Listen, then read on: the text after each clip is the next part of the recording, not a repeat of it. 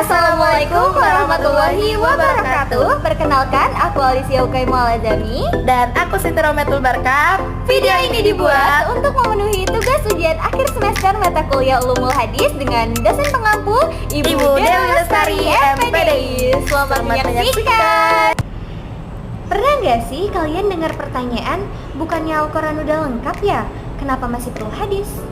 Atau kalian pernah gak sih ketemu sama orang yang bilang kayak, aku sih berpedoman sama Al-Quran aja, gak perlu hadis. Nah, di video ini kita akan bahas tuntas topik sensitif ini dengan objektif dan berdasarkan dalil yang kuat. Jadi teman-teman siapin catatan kalian karena ini akan mengubah perspektif kalian tentang kedudukan hadis dalam Islam. Sebelum ke pembahasan inti, kita pahamin dulu yuk apa itu hadis.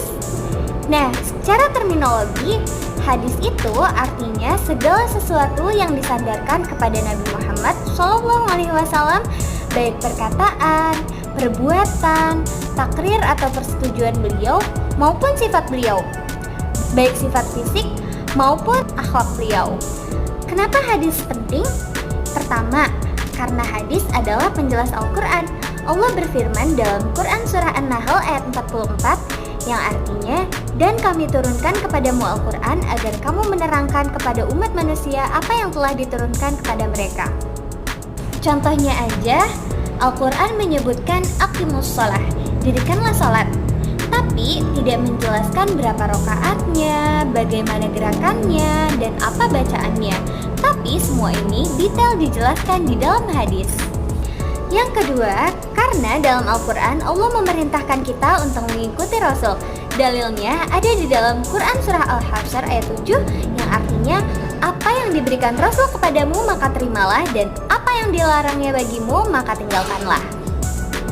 Selanjutnya aku akan bahas fenomena ingkar sunnah. Tapi apa sih ingkar sunnah itu? Ingkar sunnah adalah kelompok yang menolak hadis sebagai sumber hukum kedua setelah Al-Quran. Ada yang bilang Al-Quran aja udah lengkap, ngapain pakai hadis? Tapi tunggu dulu, mayoritas umat Islam kan percaya kalau hadis itu penting banget untuk memahami Al-Quran. Jadi gimana sih awal mula ada yang berpikir sebaliknya? Setelah wafatnya Rasulullah SAW, para sahabat menjaga dua sumber utama dalam Islam, yaitu Al-Quran dan Sunnah. Tapi sebagian orang menganggap cukup dengan Al-Quran saja. Mereka menganggap bahwa Al-Quran sudah lengkap dan tidak butuh penjelasan tambahan. Nah, inilah cikal bakal gerakan ingkar sunnah. Beberapa kelompok, terutama di akhir dinasti Umayyah dan awal Abbasiyah, mulai mengangkat tafsir literal terhadap ayat-ayat Al-Quran. Mereka berkata, semua sudah ada dalam Al-Quran, kenapa perlu hadis? Meskipun gak banyak disebut secara eksplisit, beberapa pemikir rasionalis seperti sebagian dari kalangan Mu'tazilah dikenal lebih selektif atau skeptis terhadap hadis. Tapi mereka berbeda dari ingkar sunnah murni. Ingkar sunnah sejati menolak seluruh hadis, baik hadis sahih maupun lemah, karena hanya percaya Al-Quran sebagai satu-satunya sumber hukum Islam. Imam Syafi'i berkata, tidak mungkin memahami Al-Quran secara utuh tanpa penjelasan dari Rasulullah SAW. Nah, gerakan ini tidak bertahan lama di masa klasik karena kuatnya pembelaan ulama. Namun, pemikiran serupa muncul kembali di era modern. Kelompok seperti Qur'aniyun atau Qur'anis banyak ditemukan di abad ke-20. Ada beberapa alasan kenapa fenomena ini muncul. Yang pertama, hadis dikumpulin puluhan tahun setelah Nabi wafat. Ada yang mikir, kok lama banget? Pasti ada banyak yang lupa atau berubah. Yang kedua, sistem periwayatan yang rumit. Fulan dari fulan dari fulan, pusing gak sih dengernya? Yang ketiga, banyak hadis yang bertentangan satu sama lain. Jadi bingung mana yang benar. Di era modern, ketika segala informasi mudah diakses, muncul kembali suara lama dalam kemasan baru. Penolakan terhadap hadis. Mereka menyebut dirinya Qur'aniyun atau Quranis. Tapi siapa sih sebenarnya mereka? Apa yang mereka tolak? Dan apa tanggapan para ulama? Pemikiran ingkar sunnah modern mulai muncul di India dan Mesir pada akhir abad ke-19. Muncul dari semangat reformasi dan modernisasi umat Islam di bawah tekanan kolonialisme. Tokoh seperti Cakralawi di India menolak seluruh hadis dan menyerukan kembali ke Al-Quran saja. Ia percaya bahwa hadis telah dipalsukan dan tidak relevan untuk zaman modern. Di Mesir dan kemudian di Barat muncul tokoh seperti Rashad Khalifa yang mengklaim menemukan kode 19 dalam Al-Quran dan menolak seluruh hadis. Di Malaysia, Kasim Ahmad juga menyuarakan bahwa hadis adalah penyebab kemunduran umat Islam. Ia sempat menuai kontroversi besar. Mereka sepakat dalam satu hal, hadis tidak lagi relevan dan Islam cukup hanya dengan Al-Quran. Kelompok ini biasanya mengutip ayat seperti kami tidak mengabaikan sesuatu pun dalam Alkitab dan mengartikan bahwa Al-Quran sudah sempurna tanpa perlu sunnah. Mereka juga meragukan keaslian hadis karena ditulis puluhan bahkan ratusan tahun setelah Nabi wafat. Sekarang mari kita bedah argumen mereka satu persatu dengan objektif. Argumen pertama, Al-Quran sudah lengkap. Lengkap bukan berarti detail ya teman-teman. Al-Quran memang lengkap sebagai petunjuk umum, tapi Nabi SAW bertugas menjelaskan detailnya. Analoginya kayak resep masakan lengkap, tapi kita butuh tutorial untuk masaknya kan? Yang kedua, hadis banyak yang palsu. Justru karena sadar ada hadis palsu, para ulama mengembangkan ilmu ulumul hadis yang sangat ketat.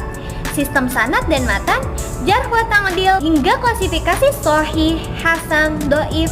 Ini metodologi paling canggih dalam sejarah. Argumen ketiga, hadis dikumpulkan terlambat. Hadis sudah dicatat sejak zaman Nabi SAW. Abu Hurairah punya catatan. Abdullah bin Amr punya As-Sahifah As-Sadiqah. Kodifikasi besar-besaran di era Umar bin Abdul Aziz adalah untuk sistematisasi, bukan dimulai dari nol. Faktanya, tanpa hadis, kita nggak akan tahu gimana cara berwudu, sholat, bahkan cara berhaji. Gimana sih praktek ibadah ingkar sunnah? Yuk kita bahas! Yang pertama, sholat. Dalam ingkar sunnah, tidak ada aturan baku jumlah rakaat, bacaan seadanya, dan waktu sholat fleksibel, tidak harus 5 waktu. Ramadan boleh nggak puasa kalau nggak mampu secara ekonomi. Dan di ingkar sunnah, fidyah bisa diganti dengan sedekah biasa. Yang ketiga, haji. Tidak ada aturan ihram khusus, boleh pakai jas, dasi, atau pakaian biasa. Ritual-ritual haji disederhanakan sesuai logika. Dan yang terakhir, zakat. Tidak ada nisab spesifik, besaran sesuai kemampuan dan hati nurani. Mari kita lihat dalil-dalil yang menunjukkan pentingnya hadis. 1. Surah An-Nisa ayat 80. Barang siapa yang mentaati Rasul, sesungguhnya ia telah mentaati Allah. Yang kedua, Surah Al-Ahzab ayat 21. Sesungguhnya telah ada pada diri Rasulullah itu suri teladan yang baik bagimu. Yang ketiga, Surah An-Nazm ayat 3-4. Dan tiadalah diucapkannya itu Al-Quran menurut kemauan hawa nafsunya. Ucapannya itu tiada lain hanyalah wahyu yang diwahyukan kepadanya. Dari hadis mutawatir, sesungguhnya aku meninggalkan untuk kalian 2 perkara yang jika kalian berpegang teguh kepada keduanya, niscaya kalian tidak akan sesat selamanya. Kitabullah dan Sunnahku, hadis riwayat Malik dan Muwatta. Konsensus ulama sepanjang 14 abad tidak ada ulama mutabar yang menolak hadis sebagai sumber hukum. Dari Imam Abu Hanifah, Malik, Syafi'i, Ahmad bin Hambal hingga ulama kontemporer. Teman-teman gak usah ragu lagi sama hadis ya, karena para ulama udah nyediain tools untuk membedakan mana hadis sahih atau hadis yang diriwayatkan oleh orang terpercaya, sanadnya bersambung dan tidak ada kejanggalan. Terus hadis hasan, sedikit lemah tapi masih bisa dijadiin hujah. Hadis dhaif, hadis lemah dan perlu hati-hatian. Terus juga hadis maudhu, palsu dan harus ditolak. Nah, gimana dengan yang bertentangan? Ada kaidah mukhtalif al-hadis untuk menyelesaikan ini. Jam'u, menggabungkan. Jika bisa dikompromikan. Tarjih, memilih yang kuat berdasarkan kualitas sanad dan matan. Nasakh atau mengetahui yang mansukh. Gak ada yang dibatalkan. Kenapa nggak langsung ke Al-Quran aja?